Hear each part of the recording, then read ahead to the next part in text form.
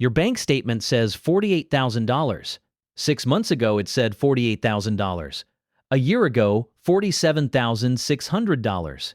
On paper, nothing has gone wrong. You haven't lost a dime. And that is exactly the problem, because while that number sat still, everything it was supposed to buy got more expensive around it.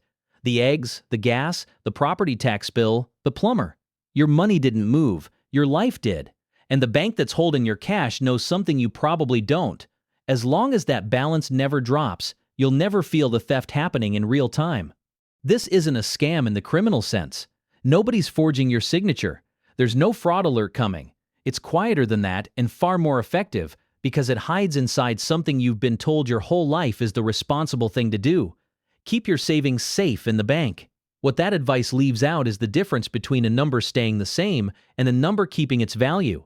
Those are not the same thing, and by the end of this video, you'll understand exactly why the safe account so many people over 50 are parking their retirement cushion in is running a slow leak, how much it's actually costing you every single month, and where that same cash could sit instead without taking on any real risk at all.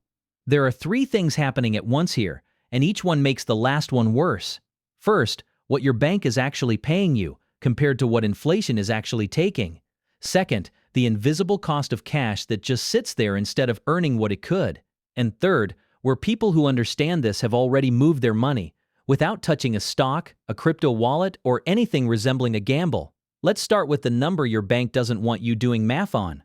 The average savings account in the United States today pays around 0.42% annual interest, not 4.2%, 0.42.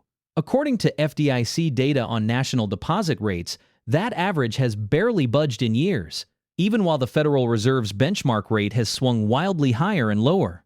Banks are quick to raise the rate they charge you on a loan the moment the Fed moves. They are in far less of a hurry to raise the rate they pay you on a deposit. That gap between what they charge and what they pay is, in plain terms, their profit margin, and you are funding it every month your cash sits there earning next to nothing. Now put a real number on it.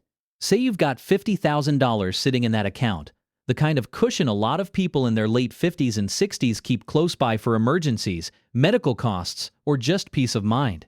At 0.42%, that account earns you about $210 a year. Divide that by 12, and you're looking at roughly $17.50 a month. $17.50 for the use of $50,000 of your own dollars for an entire month. That's less than most people spend on a single dinner out. That's the return your bank considers fair for taking care of your life savings.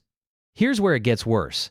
And this is the part almost nobody puts side by side with the interest rate on the same slide. The Bureau of Labor Statistics has tracked average annual inflation running close to 3.4% over the last several years, with certain categories that matter most to retirees, like healthcare and home insurance, climbing even faster than that. So while your $50,000 earned $210 in interest, inflation at 3.4% quietly required about $1,700 more just to buy the same basket of goods and services you were buying a year earlier. You gained $210. You needed $1,700 to stand still. The math isn't close. You didn't tread water. You went under by about $1,490 in real purchasing power, and your bank statement never once flagged it, because the statement only shows you the dollar figure, never what the dollar figure can actually buy. This is the difference between what's called a nominal return and a real return, and it's the single most important distinction in personal finance that almost nobody explains in plain English. Nominal is the number on the page. Real is what that number is worth after inflation takes its cut.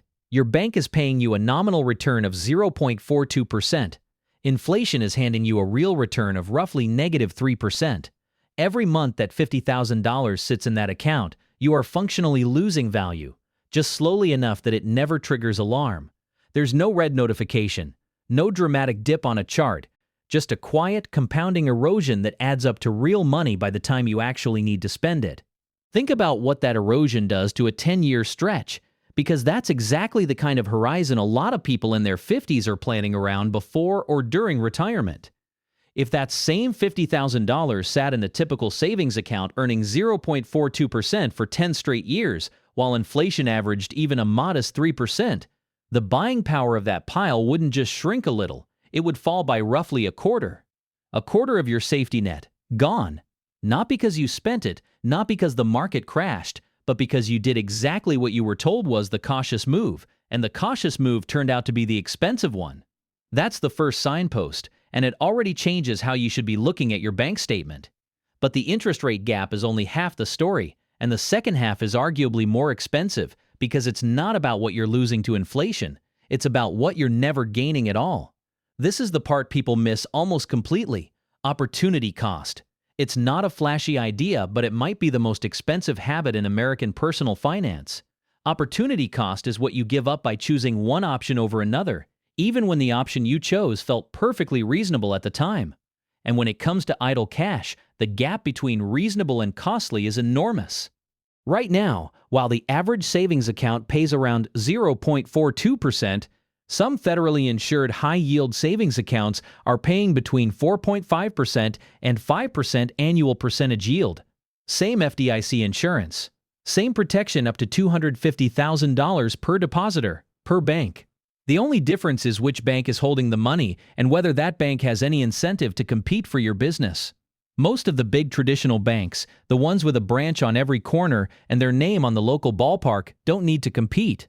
They're counting on the fact that you've been a customer for 15 or 20 years and you're not going to switch over a percentage point. That loyalty is worth a great deal to them. It is worth almost nothing to you. Let's run the same $50,000 through both scenarios so you can see the gap in real dollars.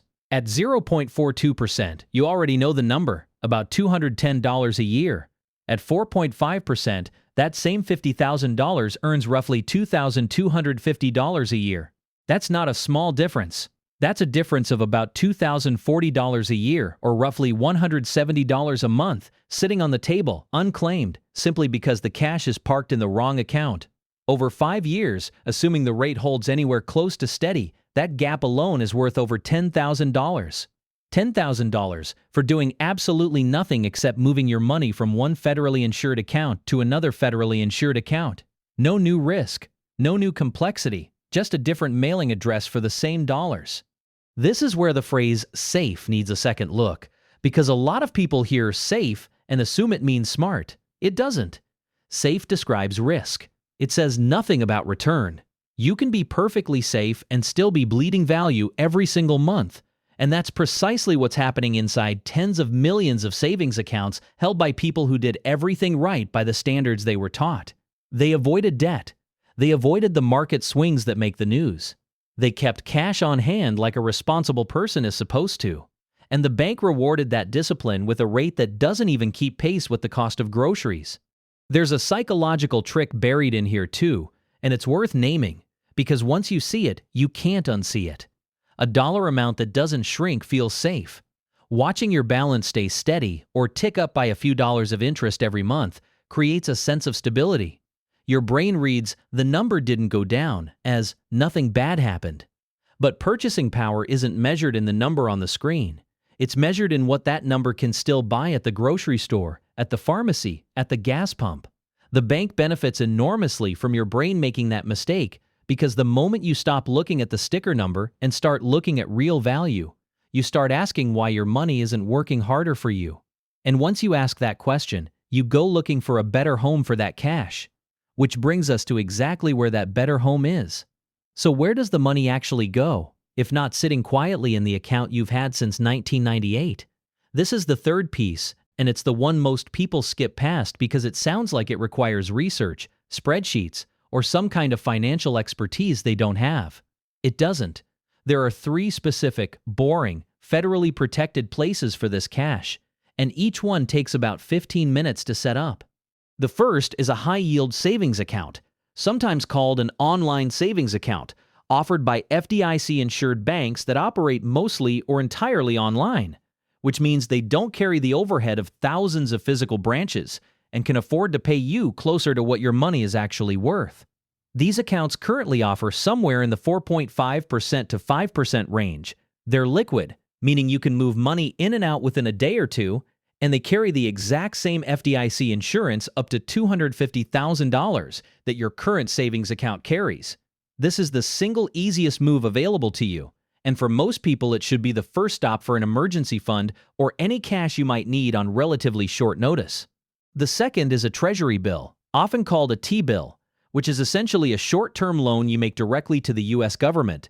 You buy it at a discount, and when it matures, typically in 4, 8, 13, or 26 weeks, you get back the full face value, with the difference being your return. Recent T-bill yields have been sitting in a range close to 4.8% to 5.2% depending on the term, and because they're backed by the full faith and credit of the US government, they carry about as close to zero default risk as an investment can carry. There's another quiet advantage here too. Interest from Treasury securities is exempt from state and local income tax, which matters if you live somewhere with a meaningful state tax bite. You can buy them directly through treasurydirect.gov with no middleman and no fee eating into your return. The third is a certificate of deposit, or CD, which trades a bit of flexibility for a locked-in rate. You commit the money for a set term, say 6 months, 1 year, or 5 years, and in exchange you get a guaranteed rate that doesn't move even if the broader rate environment shifts underneath you. Right now, 1-year CDs at competitive banks and credit unions are offering rates in a similar 4.5% to 5% band. The trade-off is an early withdrawal penalty if you need the cash before the term ends, so CDs work best for money you're confident you won't need on short notice, layered alongside a high-yield account for the cash you might need sooner. None of these three options require you to buy a single stock. None of them expose you to the kind of daily price swings that make retirement-age savers understandably nervous. What they require is simply moving money from an account paying you almost nothing to an account, or an instrument paying you close to what money is actually worth to lend out right now. The paperwork is minor. The protection is identical. The only thing that changes is which institution benefits from your cash sitting still, them or you. Here's the reveal, and it's the piece that ties this whole thing together. We're taught for decades that safety and caution mean the same thing, that keeping money safe means keeping it still, untouched, parked, protected from the volatility that makes headlines. But safety and stillness are not the same idea, and treating them as identical is exactly the blind spot that quietly costs the most careful, most disciplined savers among us real, spendable money every single month.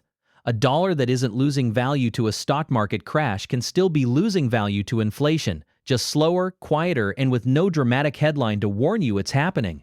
The account that never drops on the screen can still be shrinking in every way that matters the moment you actually go to spend it. Real safety, the kind that actually protects the retirement you've spent decades building toward, means your money keeps pace with the cost of the life you're planning to live. It means the $50,000 you're counting on to cover a medical bill or a new roof still buys a medical bill's worth of value, or a roof's worth of value, 5 and 10 years from now, not a shrunken fraction of it. That's not a risky idea. That's not a get-rich scheme. That's simply asking your money to hold its ground instead of quietly giving it up to a bank that's never had to explain, out loud, why it's paying you a tenth of what it could. You worked for that money for 30, 40 years. It shouldn't need your permission to work for you too. If this helped you see your savings account differently, like this video and subscribe for more.